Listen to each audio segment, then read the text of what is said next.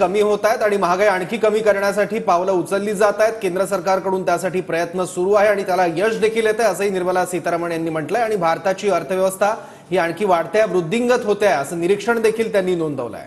इतकंच नाही तर रोजगार, MSME आणि युवांसाठी सरकार प्रयत्नशील आहे। त्यासाठी 5 योजना या ठिकाणी आम्ही आणतोय आणि त्यासाठी सरकारचे प्रयत्न सुरू असल्याचं देखील निर्मला सीतारामन यांनी म्हटलंय।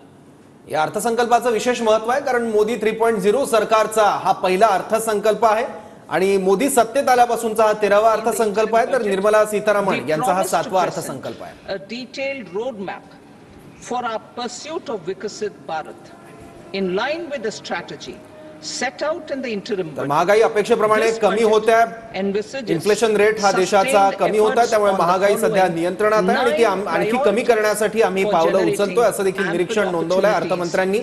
त्याचबरोबर गरीब, महिला, तरुण आणि शेतकरी यांच्यावर आमचं विशेष लक्ष आहे असं देखील निर्मला सीतारामन यांनी म्हटलं। Employment and skilling. एकीकडे जगभरामध्ये मंदीचं सावट असताना भारतीय अर्थव्यवस्था मात्र सुरळीत सुरू असल्याचं देखील निर्मला सीतारामन म्हणाल्या।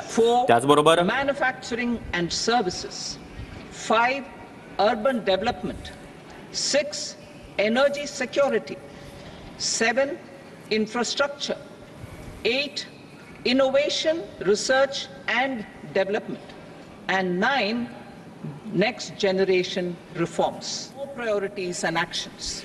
A more detailed formulation will be carried out as part of the economic policy framework about which I will speak later in this speech. This budget details some of the specific actions to be initiated in the current year towards fulfillment of these priorities, with potential for transformative changes. The budget also covers some of the previously made announcements with intent to strengthen them and step up their implementation for expediting our journey towards the goal of Viksit Bharat.